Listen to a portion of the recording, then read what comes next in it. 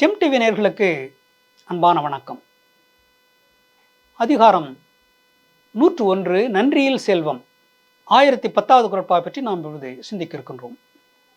நன்றியில் செல்வம் என்றால் நன்மை தராத செல்வம் என்று பொருள். யாருக்கும் நன்மை தராத செல்வம், அது நன்றியில் செல்வம் என்று சொல்வார்கள் திருவள்ளுவர். அதுக்கு தலைப்பு, ஒரு அதிகாரத்திற்கு பெயரே நன்றியில் செல்வம் என்றால் நன்மை தராத செல்வம் என்று ஒரு தலைப்பிட்டிருக்கிறார். சீருடை செல்வர் சிறு துணி மாறி வரங்கூர்ந்தனையது உடைத்து.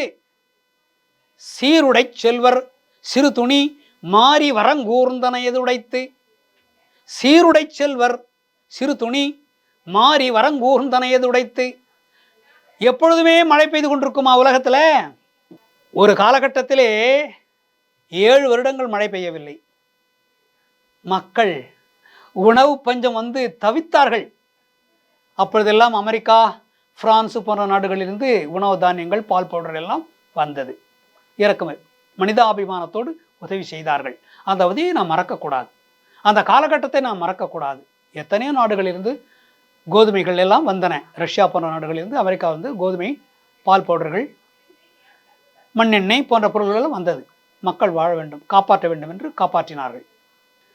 மழை பெய்து அதிகமாக பெய்து நம்மை கெடுத்துவிடும், அளவாக பெய்து வாழ வைக்கும், ரெண்டையும் செய்யும். மிக அதிகமாக மழை பொழிந்து பயிர்களை எல்லாம் மூழ்கடித்து விவசாயத்தை கெடுத்துவிடும். விவசாயத்திலிருந்து ஒரு பயன் கிடைக்காத அளவுக்கும் செய்துவிடும். அதே சமயத்தில் மிக அழகாக, மிக செழிப்பாக நிலம் நல்லா வளர்ந்து நிலத்தில் பயிர்கள் எல்லாம், பயிர் பச்சைகள் எல்லாம் நல்ல விளைச்சலை தருகின்ற அளவுக்கு சாதாரணமாக மழையை பெய்தும் காப்பாற்றும், மக்களை காப்பாற்றும், உணவு தானியங்களை கொடுப்பதற்கு அது உதவி செய்யும். 2 வேலையும் செய்யும் இயற்கை. நன்மையும் செய்யும், தீமையும் செய்யும். மழை என்பது நன்மையும் செய்யும், தீமையும் செய்யும். அதை நாம் தடுக்க முடியுமா? ஏன் மழை பெய்யவில்லை என்று கேட்க முடியுமா? வருண பகவானே, நீ மோசமானவன், நீ கடவுளே இல்லை என்று சொல்ல முடியுமா? 3-4 வருடங்களோடு மழை இல்லாமல் இருக்கும். ஒரு காலகட்டத்தில் 7 ஆண்டுகள் இல்லை, மழையே பெய்யவில்லை. இப்பொழுது கூட சமீபத்தில் எப்பொழுதும் பெய்து கொண்டே இருக்கிறது மழை. அதனாலே அழிவு, எந்த காய்கறியும் கிடைக்கவில்லை, மக்கள் எல்லாம் சீராக வாழ முடியவில்லை, மழை கஷ்டத்தினாலே பல வியாதிகள் வருகிறது, பயிர் செய்ய முடியவில்லை என்று கஷ்டப்படுகிறார்கள். சீருடை செல்வர் மிகப்பெரிய பணக்காரன், அவனுக்கு பல துன்பங்கள், சிறு சிறு துன்பம்தான். நல்லவர் தான், எல்லோருக்கும் வாரி வழங்கக்கூடியவர் தான். அவருக்கும் ஒரு கஷ்டம் வருகிறது, மன கஷ்டம், சிறு வருத்தம் இருக்கிறது. பணக்காரர் தான், அவருக்கு வருத்தம் வராதா? பணக்காரர் என்றால் அவருக்கு வந்து துன்பம் வராதா? ஏழையாக இருந்தாலும் பணக்காரனாக இருந்தாலும் துன்பமும் வரும், இன்பமும் வரும். இந்த பணக்காரர் தான், இவருக்கு ஒரு துன்பம் வந்திருக்கிறது, மிக சிறிய துன்பம். அது இயல்பு. பணக்காரனுக்கும் வருத்தம் ஏற்படுவது சகஜம், இயல்பு. மழை எப்பொழுதும் பெய்து கொண்டே இருக்கும் என்பது தவறு. அந்த கருத்து தவறு. அது சில நேரத்தில் பொய்த்துவிடும். பணக்காரர் எப்பொழுதும் பணக்காரர் நன்றாகவே இருப்பார், அவர் பணக்காரர் மிக நன்றாக இருப்பார், அவருக்கு சாகின்ற வரைக்கும் அவருக்கு எந்த கஷ்டமும் வராது என்று நினைப்பது தவறு. அவருக்கும் சில கஷ்டங்கள் வரும், சில இன்னல்கள், சில துன்பங்கள் வருவதற்கு வாய்ப்பு இருக்கிறது. அவர் உடம்பினாலே, அவருக்கு ஏற்பட்ட வியாதினாலே, நோயினாலே துன்பம் வரலாம்.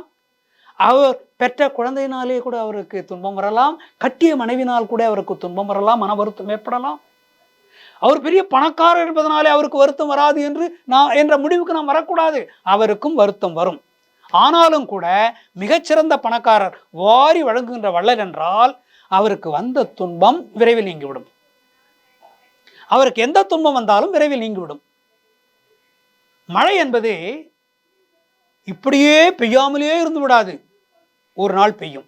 அதே போல இப்படி தினமும் மழை பொழிந்து கொண்டே இருக்காது, நின்றுவிடும். ஒரு காலகட்டத்தில் நின்றுவிடும், அளவாக பெய்யும். அதுவும் நடக்கும், இதுவும் நடக்கும். நான் தொடர்ந்து பெய்து கொண்டே இருந்தாலும் அது திடீரென்று நின்றுவிட்டு பழைய நிலைக்கு வரும். நாம் நம்ப வேண்டும். இப்பொழுது நடக்கிறது. 2 மாதமாக பெய்த மழை இப்பொழுது அடங்கி இருக்கிறது, மழை இல்லாமல் இருக்கிறது, இப்பொழுது நன்றாக இருக்கும். அதே போல மழையே பொழிந்து கொண்டே இருக்கிறது என்று நாம் வருத்தப்படக்கூடாது. மீண்டும் மழை இல்லாத ஒரு வெளிச்சம் இருக்கக்கூடிய சாதாரண ஒரு நிலை ஏற்படும். அதே போல வறுமை, ஒரு பணக்காரன் இருந்தால் கூட அவனுக்கு வறுமை வரும், மன கஷ்டம் வரும், மனதிலே சில கஷ்டங்கள் இருக்கும், வாழ்க்கையிலே துன்பங்கள் ஏற்படும், அது மறைந்துவிடும். அது அப்படியே நீடிக்காது. ஒரு பெரிய மிகச்சிறந்த வள்ளல், அவருக்கு சில துன்பங்கள் இருந்தால் கூட அந்த துன்பங்கள் விரைவிலே மறைந்துவிடும். மழை பெய்யாது என்று யாரும் கணக்கு போடாதீர்கள். மழை பெய்யும். இப்படியே பெய்யாமலேயே இருந்துவிடும் என்று நினைப்பதும் தவறு, பெய்து கொண்டே இருக்கும் என்று நினைப்பதும் தவறு. பெய்து கொண்டே இருக்கின்ற மழை நின்றுவிடும், பெய்யாமலே இருக்கின்ற மழை பெய்யும். எல்லாம் வாழ்க்கையிலே சகஜம். ஒரு பணக்காரன் பணக்காரனாகவே இருக்க வேண்டும் என்பது நியதி இல்லை. அப்படி ஒன்றும் சட்டம் இல்லை. அவனுக்கு சில வியாதிகள் வரலாம், அவனுக்கு சில துன்பங்கள் வரலாம், வாழ்க்கையிலே கஷ்டப்படலாம், மீண்டும் இன்பம் வரும், அவருக்கு மீண்டும் இன்பம் வரும், மீண்டும் துன்பம் வரும், மீண்டும் இன்பம் வரும்.